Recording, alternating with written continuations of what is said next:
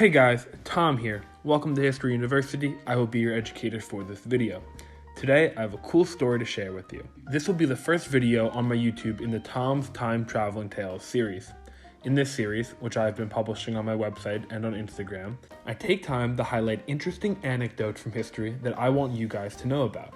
And as the title of this video suggests, we are going to talk about the Confederados. On April 9, 1865, Robert E. Lee surrendered his 20,000-man Army of North Virginia to Union General Ulysses S. Grant. For all intents and purposes, this was the end of the Civil War. Confederates realized that they would have to reunite with the Union, and by doing so, they would rejoin a country that didn't support their way of life. The American South undeniably saw destruction during the war, most notably Sherman's March to the Sea, which was a tactic used by Union Major General William Sherman. His goal was to disrupt the Confederate economy. He did this by destroying military, civilian, and industrial infrastructure. After the war, there is a period known as Reconstruction, which sought out to help rebuild and repair the South after the war. Civilians that had lost their land during the war and Confederates who didn't align with the new American way of life received an enticing offer to emigrate to Brazil. Emperor Dom Pedro II wanted to encourage the cultivation of cotton. After the American Civil War, Dom Pedro offered potential immigrants subsidized transport to Brazil, cheap land, and tax breaks. Confederate President Jefferson Davis and General Robert E. Lee advised Southerners against this plan and helped to reestablish America by working on the Reconstruction period. But some Confederates did not listen to their former leaders. There were a handful of Southerners who were unwilling to live under a conquering army or simply did not expect any improvement from the South's economic position. As a result, we see about 10,000 Confederates going down to Brazil, and some estimate that number is as high as 20,000 Confederates.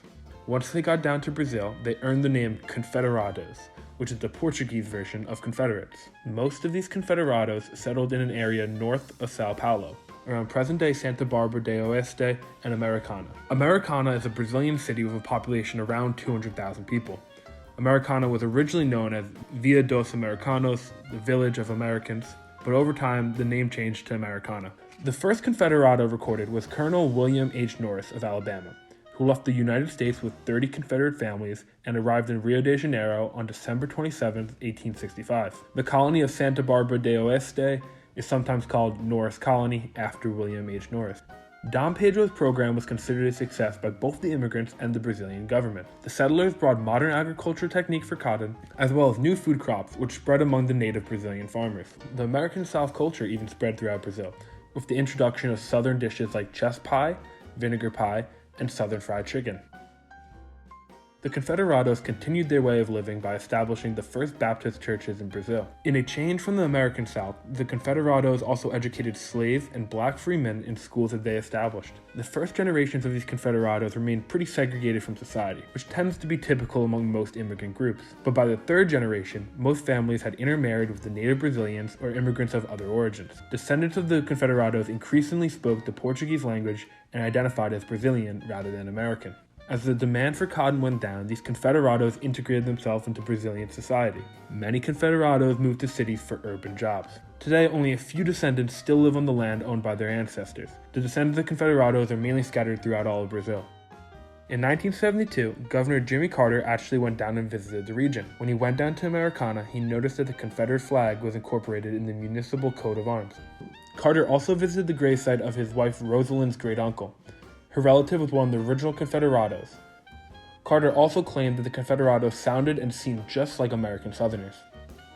Overall, the Confederados had a different impact on Brazilian society than the Confederates did in American society. For this reason, the Confederate flag in Brazil has not acquired the same political symbolism as it has in the United States.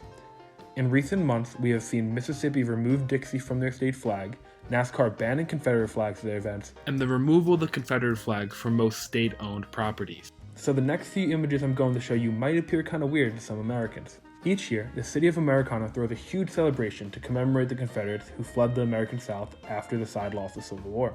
The descendants of Confederados gather for the annual Festa of Fraternidade Descendencia Americana. Brazilians account for the majority of attendees, although the party sometimes draws Confederate enthusiasts from as far as Georgia, Tennessee, and Virginia. At this festa, men often dress in gray rebel uniforms, and we see women in homemade hoop skirts. People will dance and sing the country music that embodies the culture of the American South. It is a very interesting evening of Confederate appreciation that has no ill intent behind it.